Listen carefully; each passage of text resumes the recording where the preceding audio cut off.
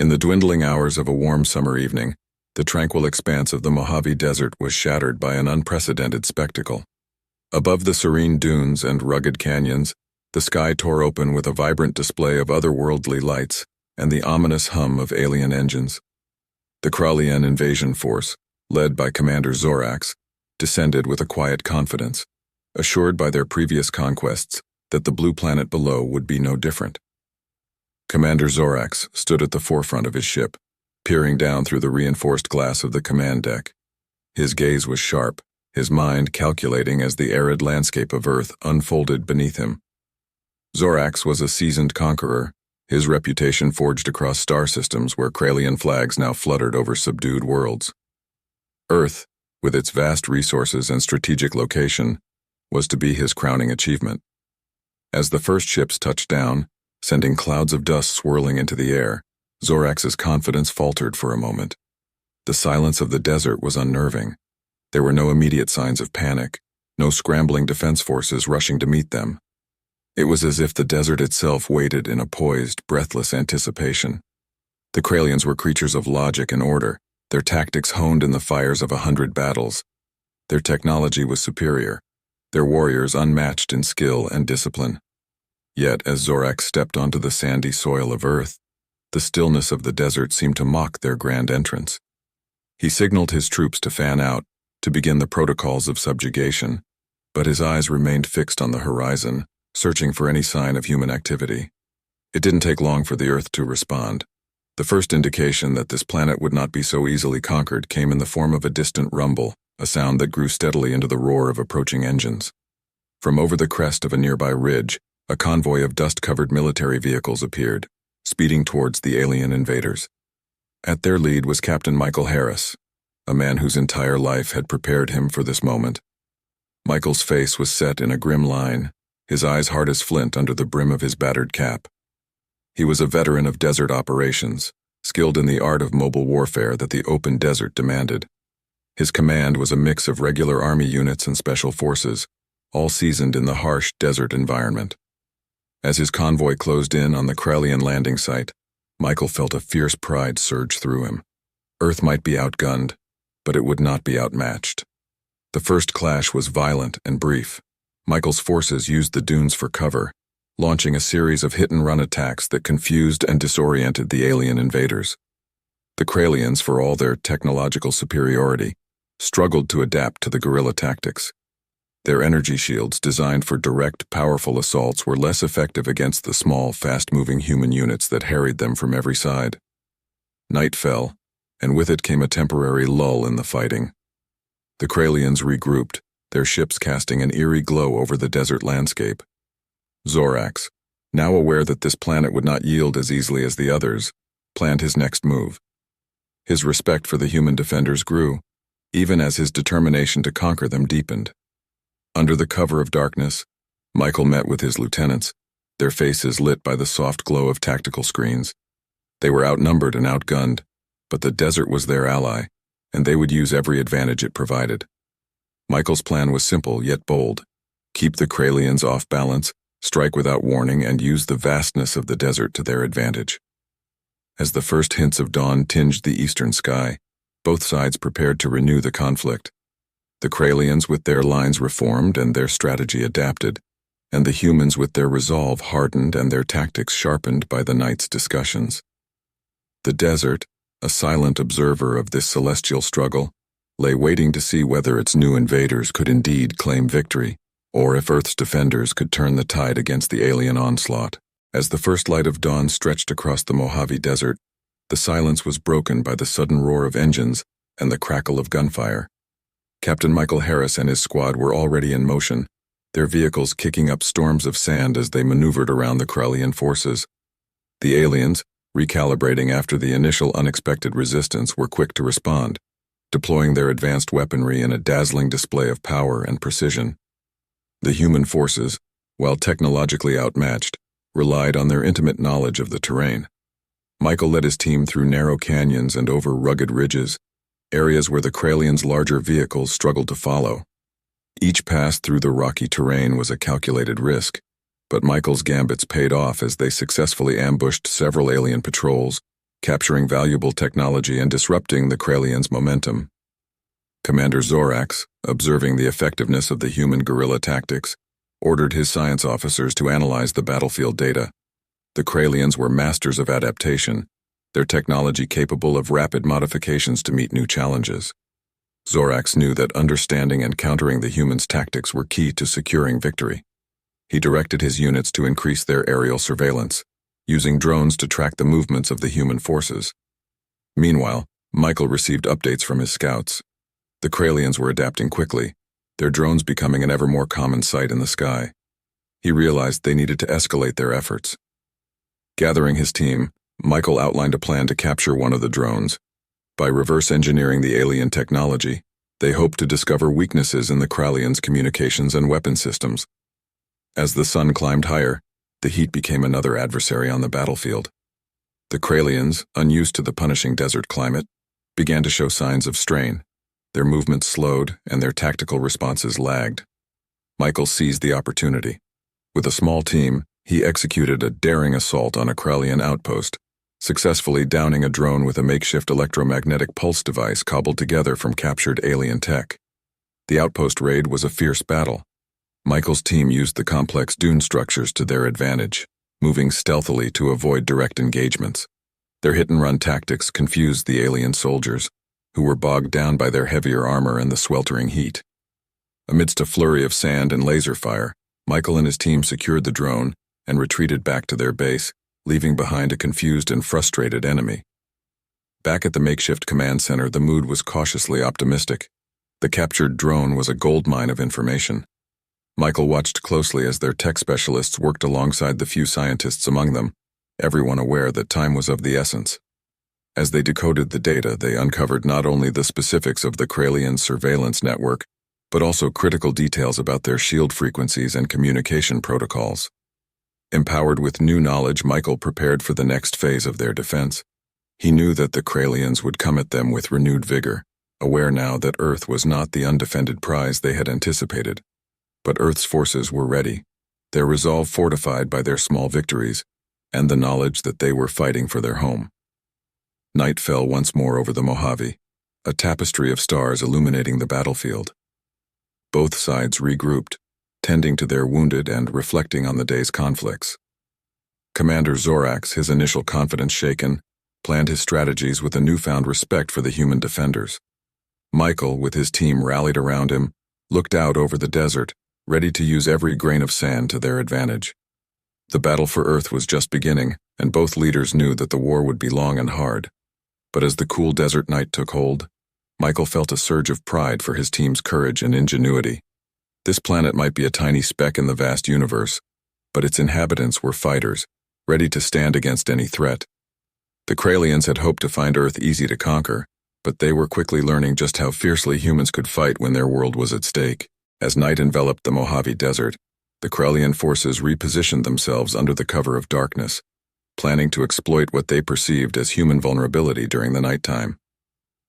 Commander Zorax deployed a series of advanced night vision units, believing that this technological superiority would provide a critical edge. The Kralians prepared for a nocturnal offensive, aiming to break the human spirit with a demonstration of overwhelming power and precision. However, Captain Michael Harris and his team were not unprepared. They had anticipated that the Kralians might leverage their nighttime capabilities and had laid traps across strategic points, incorporating captured alien technology and improvised explosive devices. Michael's forces also utilized night vision gear salvaged from earlier skirmishes, evening the odds against the alien invaders. The first wave of the Kralian attack targeted what they thought was a poorly defended human encampment. However, as their units advanced, the desert floor erupted around them. Michael had meticulously planned the placement of mines and explosive traps, creating a lethal maze that the Kralians stumbled into blindly. The night air was torn apart by explosions and the cries of the alien troops caught in the blasts. Zorax, observing the chaos from his command ship, realized his underestimation of the human force's adaptability and resourcefulness. The setback forced him to reconsider his approach. He ordered his units to retreat and regroup, deploying drones to scan for further traps and to provide real-time data on human troop movements. The battle transitioned into a high-tech game of cat and mouse, with both sides maneuvering under the cover of darkness. Michael took advantage of the temporary withdrawal of Kralian forces to reposition his units. He sent small teams to harry the aliens from multiple directions, using the darkness as an ally. These skirmishes were not meant to cause significant damage but to wear down the alien morale and keep them off balance. As the night progressed, the desert became a stage for a relentless dance of shadow warfare. Michael's troops, familiar with the terrain and skilled in night operations, moved like ghosts through the landscape, striking swiftly and then vanishing into the darkness. The Kralians, despite their advanced technology, found themselves grappling with the unpredictable guerrilla tactics that disrupted their lines and communication. Towards dawn, Michael launched a more substantial offensive. He had identified a weak point in the Kralian perimeter where their surveillance was less concentrated. Leading a squadron of his best soldiers, Michael executed a surprise attack on a key Kralian outpost, managing to capture critical supplies and technology. The operation not only boosted the morale of his troops but also dealt a significant blow to the Kralians' logistical capabilities in the region. The capture of the outpost provided Michael with more than just material gains. It offered invaluable data on Kralian strategies and future plans. Among the captured assets was a high-level tactical database, which revealed potential future landing sites and supply routes that Zorax planned to use. Armed with this information, Michael was able to prepare more targeted defenses and plan counterattacks to disrupt the alien operations even further. Commander Zorax, in response to the night's failures and the loss of the outpost, called for an emergency meeting with his top advisors. It was clear that the human resistance was far more formidable than any of their intelligence had suggested.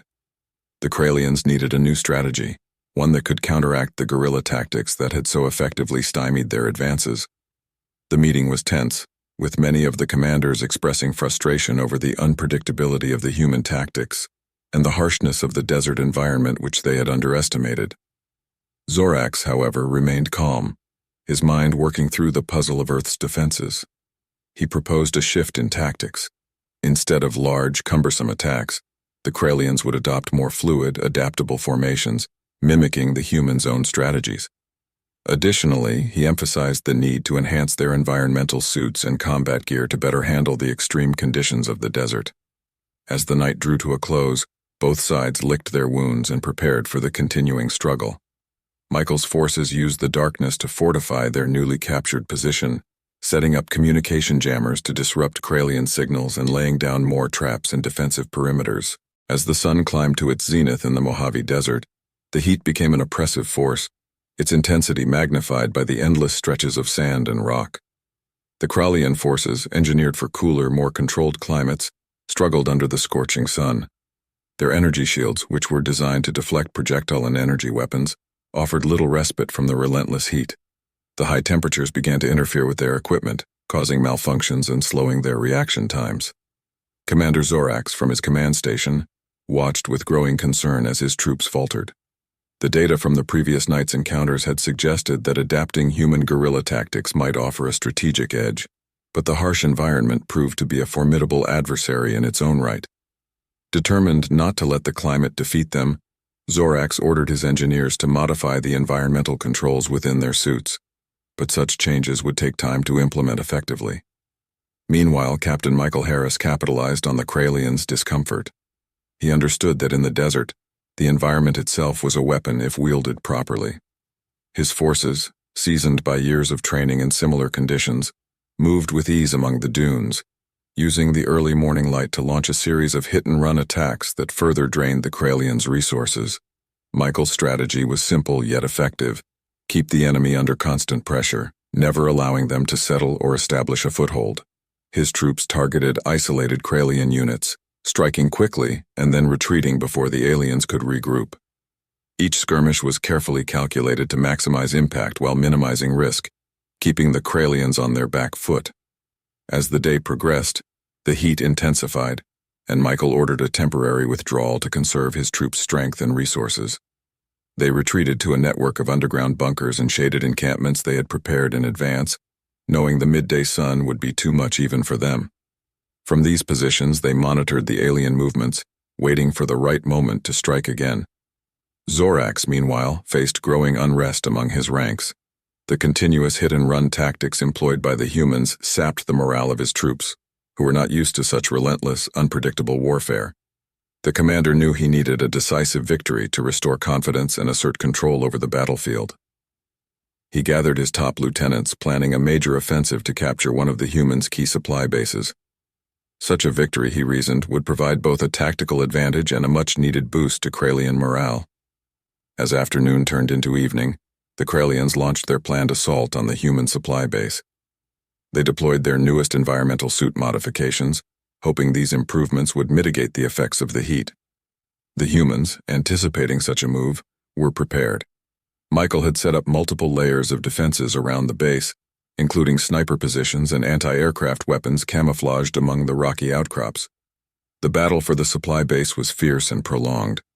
The Kralians, using their superior firepower, pushed hard against the human defenses. However, Michael's forces were resilient, using the base's complex layout to their advantage. Tunnels and trenches allowed them to move undetected, striking at the Kralians from multiple angles and then disappearing into the maze of underground passages. As night began to fall, the Kralians' initial momentum waned. Their advance slowed, bogged down by the stubborn human resistance and the lingering heat, which even their modified suits could not fully overcome. Realizing that the cost of continuing the assault would be too high, Zorax reluctantly ordered a retreat, marking another strategic victory for the humans.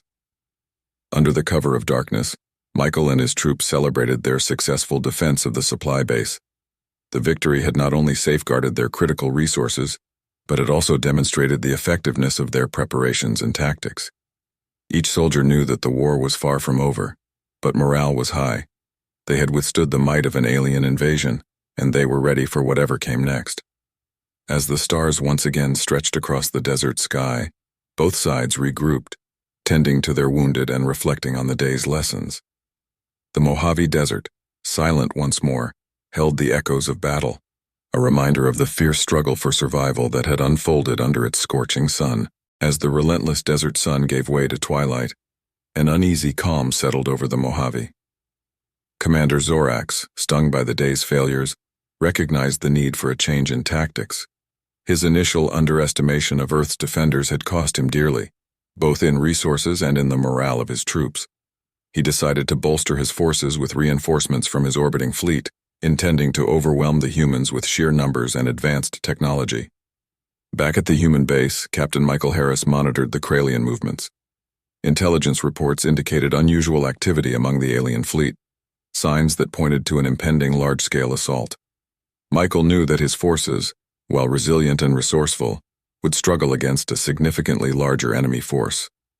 He called a meeting with his top advisors to plan their defense. "Listen up," Michael began, addressing his team in their makeshift command center, a reinforced bunker beneath the desert surface. "The Kralians are planning something big. We've managed to hold them off so far with our guerrilla tactics, but we're about to face a much larger force. We need to use every advantage we have, the terrain, our knowledge of their tactics, and the element of surprise." His team nodded, understanding the gravity of the situation. They quickly set to work, laying out a strategy that involved mobilizing civilian militias and reinforcing their positions with more sophisticated traps and defensive systems using captured Kralian technology. The desert was about to become a fortress, bristling with defenses designed to turn it into a death trap for the overconfident alien invaders. Meanwhile, Zorax watched from his command ship as reinforcements began their descent to the planet's surface. Troop carriers and armored vehicles glided towards their designated coordinates, their silhouettes stark against the setting sun. Zorax issued his commands with a renewed sense of urgency. This was his chance to crush the human resistance once and for all, and prove his worth to the Kralian hierarchy. As the Kralian reinforcements landed, the desert buzzed with the activity of both sides preparing for the imminent clash. The humans extended their network of surveillance drones and scouts, ensuring they would not be caught off guard. Every soldier and civilian who could hold a weapon was briefed and stationed. Every vehicle and piece of artillery was checked and rechecked. The night passed tensely, with both sides aware that the coming battle would likely be pivotal. As dawn approached, the winds picked up, carrying with them a charge of anticipation. The desert, so often a place of stark beauty and isolation, was now a battleground waiting to erupt. As the first light of dawn colored the horizon, The Corellian forces moved forward in a massive wave, their numbers far greater than any previous engagement. Zorax, confident in his overwhelming force, watched as his troops advanced. Michael, observing the approaching enemy from a concealed lookout, gave the signal. Explosions rocked the landscape as mines and charges laid the night before were detonated, creating chaos within the Corellian ranks. As the aliens regrouped, Michael's forces struck using the confusion to their advantage. The battle raged under the rising sun, the sound of gunfire and the roar of engines filling the air. Human fighters hidden among the dunes and rocks used the terrain to their advantage, striking at the flanks of the alien forces and retreating before they could be encircled. Despite their superior numbers, the Corellians found themselves unable to gain a decisive foothold. As the day wore on, the initial momentum of the Corellian assault waned. Their lines became bogged down by relentless human counterattacks and the punishing heat of the desert sun. Zorax, witnessing the stalemate, realized that his strategy of overwhelming force was faltering in the face of human determination and ingenuity. The battle continued throughout the day, with neither side able to claim a clear victory. As dusk approached, the exhausted Corellian forces withdrew to regroup, leaving the humans to tend to their wounded and reinforce their positions. That night, as Michael walked among his troops, offering words of encouragement and gratitude, he looked up at the stars. The desert around him bore the scars of the day's fierce fighting, but it remained unconquered. The humans had stood firm against a formidable foe, their spirit unbroken, ready to continue the fight for their home. The Mojave Desert, now scarred by the ravages of war, became the stage for what would be remembered as one of the pivotal moments in the battle for Earth. The reinforcements from the Corellian fleet had not brought the swift victory Commander Zorax had hoped for. Instead, they found themselves mired in a grueling battle of attrition against a tenacious and cunning enemy. Realizing that a change in strategy was necessary, Zorax decided on a direct confrontation with the human leader, Captain Michael Harris, aiming to end the battle with a decisive duel that would crush the human spirit and command structure. Zorax's challenge was broadcast across all channels, a direct taunt aimed at drawing out Michael. It was a calculated risk, steeped in the Corellian tradition of resolving standoffs through combat between commanders. For Zorax, this was not just about military tactics, it was about honor and the demonstration of superiority. Captain Michael Harris received the challenge as he oversaw the fortification of their defenses. Understanding the implications of such a duel, Michael accepted, knowing that this could demoralize the alien forces if their commander was defeated. It was a risk, but Michael was no stranger to those. He had faced numerous trials throughout his military career, but this would be a test like no other.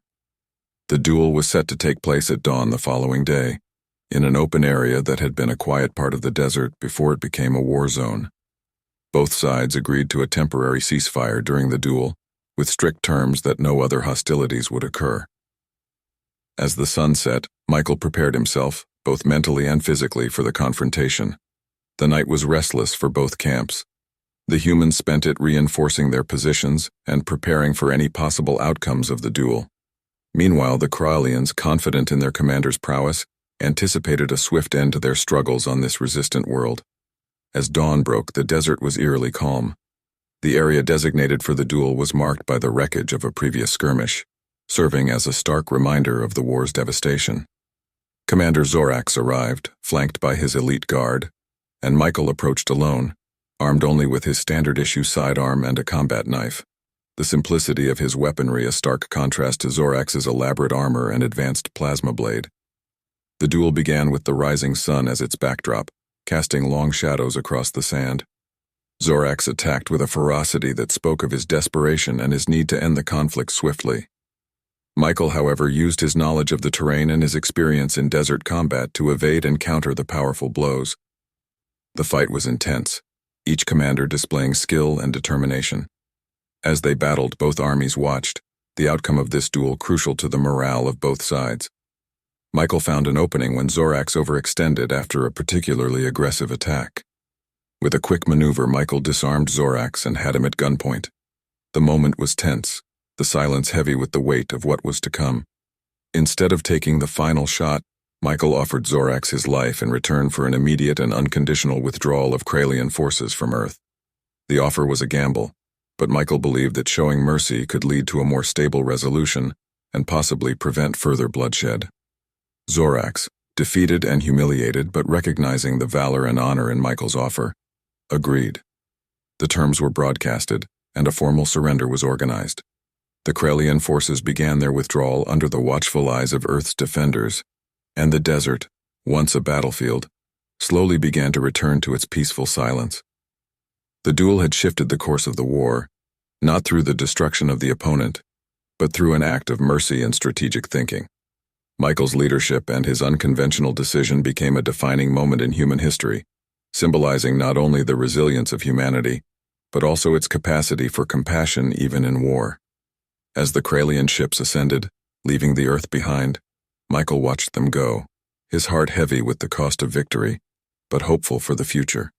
The battle for the Mojave Desert was over, but its impact would resonate through the ages, a reminder of the day when Earth stood firm against a formidable foe, and a single act of mercy turned the tide of war.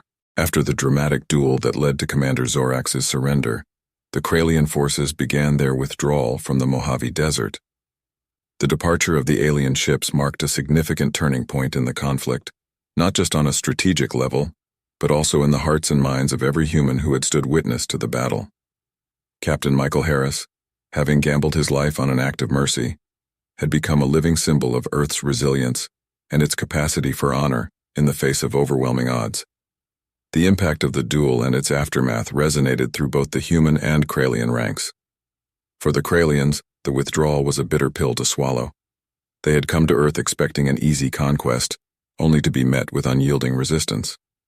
The decision to retreat, driven by their defeated commander's acceptance of Michael's terms, was seen as a necessary step to preserve their forces for potential future engagements, perhaps under different leadership or with revised strategies. On Earth, the news of the successful defense spread like wildfire. From the command centers to the urban streets, from rural villages to digital forums across the world, people celebrated the victory with a mixture of relief and newfound pride. The defense of the Mojave Desert was not just a military win, it was a declaration of Earth's ability to stand against interstellar threats. Michael, however, knew that the war was not over. The withdrawal from the desert was a major victory, but it did not guarantee that the Corellians would not attempt another invasion, possibly with better preparation and a renewed thirst for conquest. He used this time to consolidate Earth's defenses, working with international leaders and military strategists to form a unified global defense strategy. In the weeks that followed, Earth's military and scientific communities worked together more closely than ever. Technologies captured or salvaged during the battles were studied and reverse-engineered, leading to rapid advancements in Earth's own defensive capabilities. Training programs were revamped to include strategies and tactics proven effective against the Corellian invaders. Meanwhile, Michael was invited to speak at several international forums, where he shared his experiences and insights. His message was clear. Earth needed to remain vigilant and united. The victory in the Mojave should serve as a catalyst for strengthening global cooperation and preparedness against any future threats. As Earth strengthened its defenses, the Corellians regrouped at a safe distance from the planet. The humiliation of their withdrawal had caused ripples through their command structure. Zorax, once a revered commander, faced criticism and scrutiny from his superiors. The high command of the Corellian forces debated their next move. Some called for a reassessment of their strategy regarding Earth. Others demanded a more thorough preparation for a re-invasion. Zorax, reflecting on the loss, realized the need for a different approach if they were ever to engage with Earth again. The humans had demonstrated not only military prowess but also a complex understanding of honor and strategy that was different from anything the Corellians had encountered before. These insights were crucial for the Corellian military to evolve. Back on Earth, Michael returned to the Mojave Desert. The once serene landscape was now marked by craters and remnants of alien technology. Standing there, he felt a profound connection to this ground where so much had been risked and won. It was here that Earth had shown its fiercest spirit, and it was here that Michael felt the weight of what the future held. As the last of the Corellian ships receded into the horizon, the Mojave Desert was left in a state of eerie silence, punctuated only by the occasional gust of wind stirring the sand. The battlefield, littered with debris from both Earth and alien origin, served as a solemn reminder of the conflict. Captain Michael Harris, with a small team of soldiers and engineers, walked among the ruins, surveying the damage and beginning the process of recovery. The aftermath of the battle brought with it a time for reflection and rebuilding. Earth's military and civilian leadership convened in various summits and meetings to discuss the implications of the conflict. The victory had been decisive, but it was clear that Earth needed to prepare for the possibility of future threats, whether from the Kralians or other unknown adversaries. Michael, recognized as a hero, was at the forefront of these discussions. His experience on the battlefield and his pivotal role in the duel that ended the Kralian siege put him in a unique position to influence Earth's future defense strategies. He advocated for a new international coalition dedicated to planetary defense, emphasizing the need for unity and collaboration among all nations. Meanwhile, the scientific community was abuzz with activity. The technology recovered from the Kralian forces was revolutionary, offering advancements in energy, propulsion, and weaponry. Research teams from around the globe worked together to decipher and integrate these technologies, mindful of the need to maintain security and prevent any potential misuse. As part of the recovery efforts, Michael also initiated a program to document the events of the battle. He believed it was crucial for future generations to understand the details of the conflict, the strategies employed, and the lessons learned. This documentation was not just about recording history, but about preparing for the future. The physical cleanup of the desert was another major endeavor. Teams of engineers and environmental specialists worked to remove wreckage and restore the area to its natural state as much as possible. While the landscape would bear the scars of battle for years to come, there was a strong commitment to environmental restoration. One unexpected outcome of the conflict was a renewed sense of global community. The shared experience of defending Earth from an external threat had brought people closer together. Cultural exchanges and cooperative projects flourished in the following months, fostering a sense of global citizenship that transcended previous political or ideological divides. As part of this newfound unity, monuments were erected in the Mojave Desert and other key locations around the world where battles had occurred. These monuments served not only as memorials for those who had fallen, but also as symbols of Earth's resilience and solidarity. Several months after the battle, Michael returned to the Mojave Desert for the dedication ceremony of the main memorial. Standing before a crowd of survivors, families of the fallen, and representatives from around the world, Michael delivered a speech that encapsulated the gravity and hope of the moment. "We gather here not only to remember the cost of our victory, but also to celebrate the spirit of human determination," Michael said. "Let this monument be a beacon to the world, not of conflict, but of our ability to unite and overcome. May we always be as brave and resolute in peace as we were in war." As the ceremony concluded, the attendees took a moment to look out over the desert, now quiet and peaceful. The setting sun painted the sky in hues of orange and pink, a daily spectacle of natural beauty that seemed to underscore the importance of protecting this planet and its people. The Mojave Desert, once a remote and overlooked region, had become a sacred site, symbolizing both the fragility and the fortitude of Earth.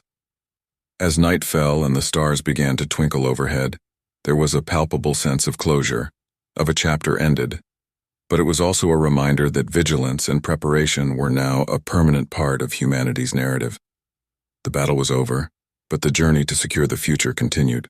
Months had passed since the Mojave Desert bore witness to the clash of human and alien forces, a battle that had now etched itself deeply into the pages of human history. Captain Michael Harris found himself back where it all began, alone with his thoughts amid the now serene dunes, the silence of the desert offering a stark contrast to the chaos that once reigned here. Michael's life had changed in ways he could hardly have imagined before the conflict. Lauded as a hero and burdened with the weight of expectations, he often sought solace in the solitude of the Mojave, where the reality of his experiences could be fully absorbed. Each visit was a pilgrimage, a time to reflect on the cost of victory and the price of peace. Walking through the desert, Michael stopped at various points that had been crucial during the battle. Here was where they had ambushed a Kralian patrol, turning the tide in what had seemed like an inevitable defeat. There, a few meters away, was where he had faced Commander Zorax in a duel that had ended not with the expected bloodshed, but with an offer of mercy that ultimately led to the withdrawal of the alien forces. These moments of quiet reflection were punctuated by visits from scholars, military strategists, and even curious civilians eager to learn from the man who had defended Earth. Michael shared his experiences willingly, believing that every story told was a lesson in resilience and strategy that might one day prove crucial. The global impact of the Mojave battle was profound. Michael had seen firsthand the unification of Earth's nations in the aftermath, a silver lining that emerged from the dark clouds of war.